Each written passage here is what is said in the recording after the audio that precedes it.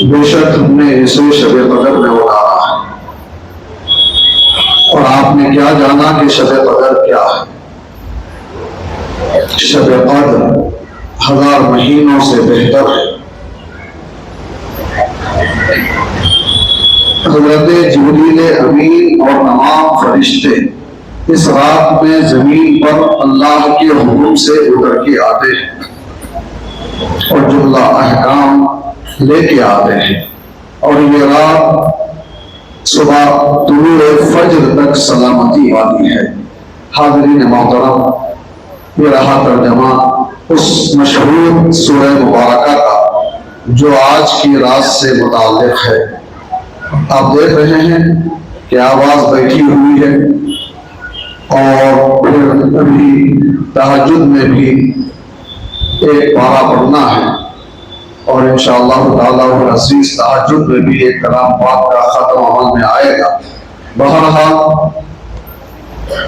اللہ کا کرم ہوا، نبی پاک کا صدقہ رہا، آپ حضرات کی دعائیں اور ہمت افزائیاں نہیں کہ یہ ایک بڑا مرحلہ ہم آسانی سے مکمل کیے ہیں، اور 2 کلام پاک پڑھنے اور سننے کی ہم نے سعادت حاصل کی ہے۔ حاضرین محترم، آج کی رات کے بارے میں وہ تبارک و تعالیٰ اس سورہ مبارک میں فرما رہا ہے کہ بے شک ہم نے اسے شب قدر میں ڈالا۔ کسے؟ قرآن میں اس کی، یہاں اس سورہ میں اس کی وضاحت نہیں، اور عام طور پر یہ بغیر نام لیے کہ ضمیر اسی وقت لوٹائی جاتی ہے جب کسی مشہور اور معروف چیز کی طرف اشارہ کرنا مقصود ہوتا ہے۔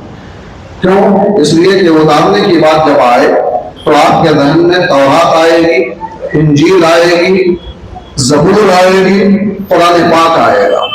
تو اب گزشتہ انبیاء کرام پر اترنے والی تینوں کتابوں کی طرف تو آپ کا ذہن نہیں جا سکتا۔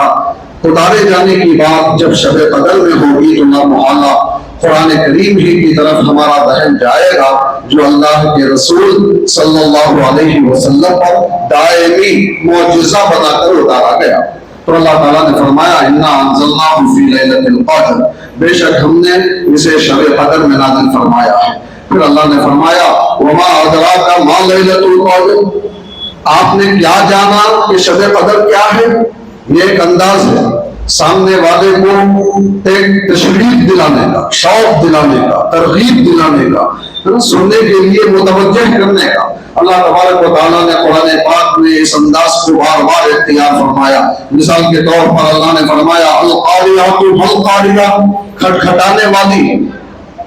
تم نے کیا جانا کہ قیامت میں کھٹکھٹانے والی کیا ہے؟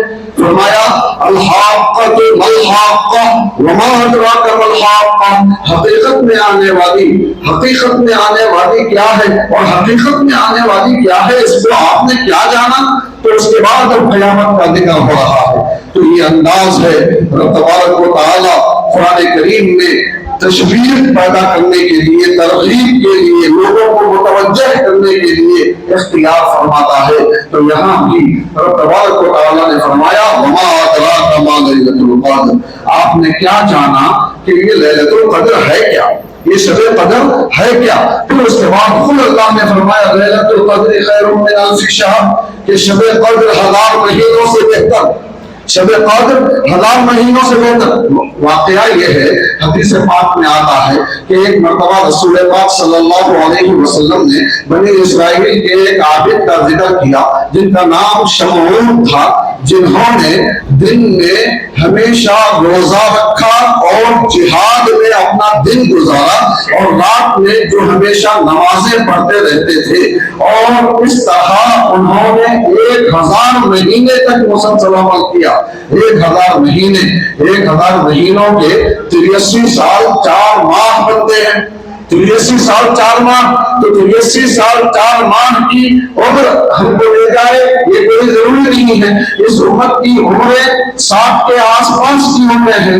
83 سال تک کوئی جی پائے، اچھا جی جائے تو پھر اتنی پوری عمر میں عبادتیں کرنے کا اس کو موقع بھی مل جائے، سعادت بھی مل جائے، یہ کوئی ضروری نہیں تھا۔ تو صحابہ کرام نے جب حضرت شمعون کی عبادتوں کا جو انہوں نے 1000 مہینے تک کی تھی ذکر سنا تو تعجب میں پڑ گئے اور اپنی عمروں کے کم ہونے پر افسوس کرنے لگے کہ ہماری عمریں مختصر ہیں، ہم اتنا زیادہ عمل نہیں کر سکتے، زندگی کے بڑے حصے میں بھی عمل کر لیں گے تو ان کے برابر ہرگز نہیں پہنچ سکتے، افسردہ ہو گئے۔ صحابہ کے اس افسردگی کو دیکھ کر رسول پاک صلی اللہ علیہ وسلم بھی غمگین ہو گئے۔ اللہ تبارک و تعالیٰ نے حضرت جبریل کو بھیج دیا، حضرت جبریل علیہ السلام آئے اور یہ سورت نازل فرمائی، یہ سورت لا کے سرکار کی بارگاہ میں پیش فرمائی۔ اللہ نے فرمایا اس سورے میں کہ دیکھو شمعون کو 1000 مہینے کی مسلسل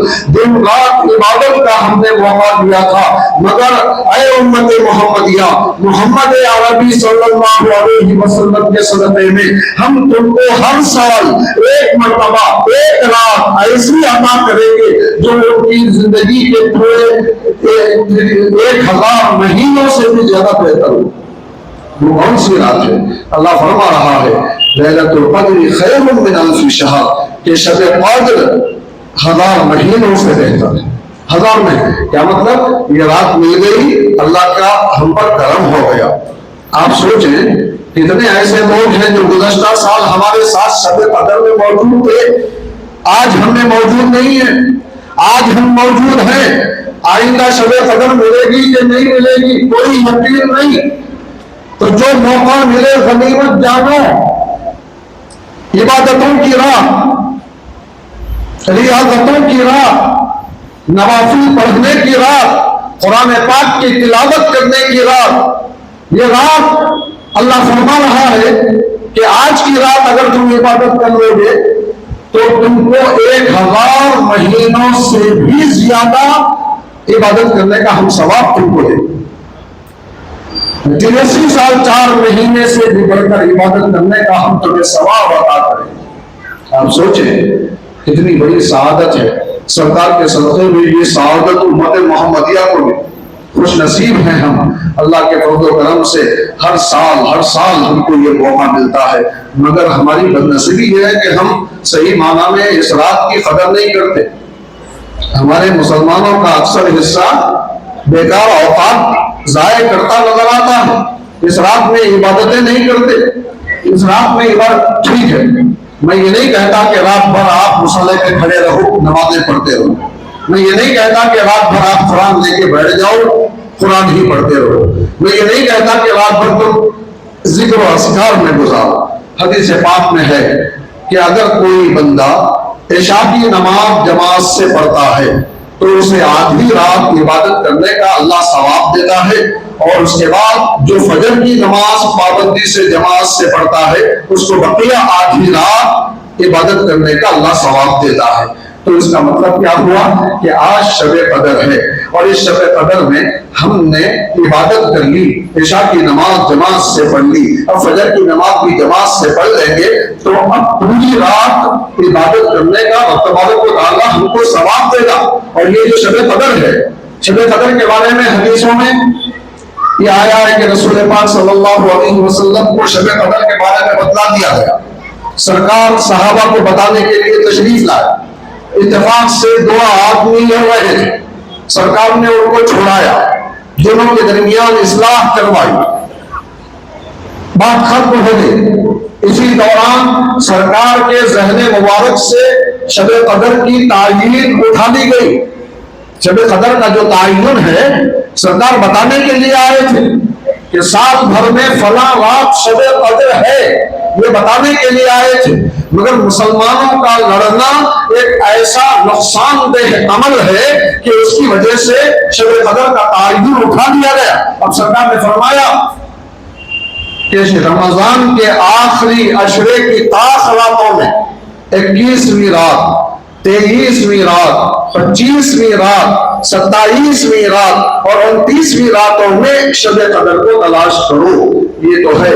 مگر ایک اور حدیث میں یہ بھی ہے کہ شب قدر سال بھر کے راتوں میں کبھی بھی ہو سکتی ہے اور یہ شب قدر گھومتی رہتی ہے، یہ بھی بتایا گیا۔ تو اس اعتبار سے ہم کو صرف آج کی رات عشاء اور فجر کی پابندی نہیں کرنی ہے، بلکہ سال بھر، بلکہ زندگی بھر کوشش کرنا ہے کہ عشاء کی نماز بھی جماعت سے پڑھیں اور پھر فجر کی نماز بھی جماعت سے پڑھیں۔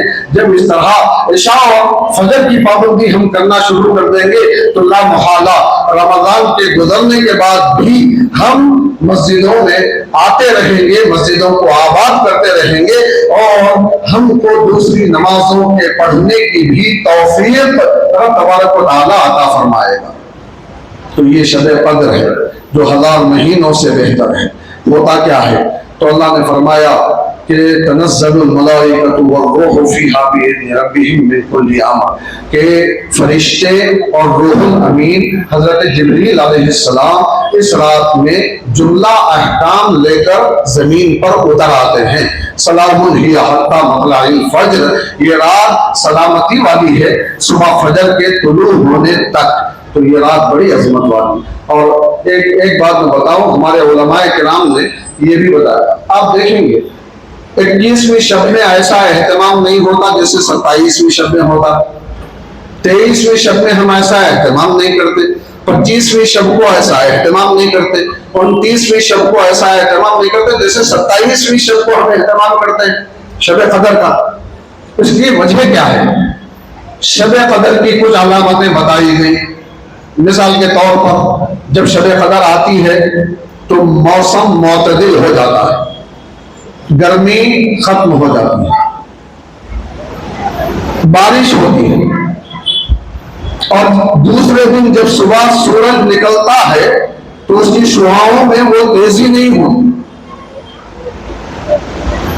سمندروں کا کھارا پانی شب قدر میں میٹھا ہو جاتا، وہ پانی جو منہ میں لینے کے قابل نہیں ہوتا بالکل میٹھا ہو جاتا ہے۔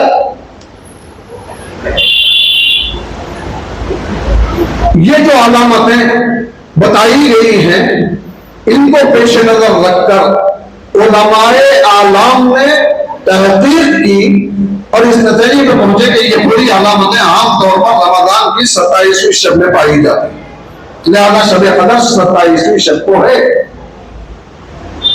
ایک اور عقلی بات بھی علماء کرام نے بتائی، وہ یہ کہ لیلۃ القدر، لام یا لام تا الف لام قاف دال را، یہ جملہ 9 حروف ہے۔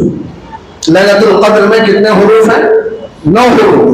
اور یہ لیلۃ القدر کا کلمہ سورہ قدر میں 3 مرتبہ آیا، انا انزلناہ فی لیلۃ القدر وما ادراک ما لیلۃ القدر لیلۃ القدر خیر من الف شہر۔ تو 3 مرتبہ یہ کلمہ آیا، اور لیلۃ القدر میں حروف کتنے ہیں؟ 9 کو 3 سے ضرب دیجیے تو بنتا ہے 27، 9 دیا 27۔ تو اس اعتبار سے بھی علماء کرام نے تحقیق کر کے بتایا کہ آج کی رات جو 27ویں شب ہے یہ شب قدر ہے۔ تو اس رات کو غنیمت جاننا چاہیے، زیادہ سے زیادہ عبادتیں کرنا چاہیے، اور میں ہمیشہ جیسے کہتا ہوں نوافل سے زیادہ فرائض جو ہمارے چھوٹے ہوئے ہیں ان کو ادا کرنے کی کوشش کرنی چاہیے۔ قضاء عمری کتنی نمازیں ہماری چھوٹی ہوئی، اور ہمارے پاس حساب نہیں، ایک اندازہ قائم کر کے گزشتہ زندگی کی چھوٹی ہوئی نمازوں کو زیادہ سے زیادہ پڑھنے کی کوشش کرنا چاہیے۔ آج کی رات ہی نہیں بلکہ زندگی میں یہ آج سے تہیہ کر لینا ہے کہ ہماری جو نمازیں پیچھے چھوٹی ہوئی ہیں ان نمازوں کی انشاءاللہ ہم قضا کر لیں گے، تو یہ فضیلت والی رات میں بھی اس کا کچھ حصہ ادا ہو جائے۔ تو امید ہے کہ رب تبارک و تعالی 1000 مہینوں سے افضل جو یہ رات ہم کو عطا فرمایا ہے اس کے صدقے میں ہمیں اور عبادتیں کرنے کی توفیق ملے گی، اور پھر ہماری کامیابیاں ہمارے قدم چومے گی۔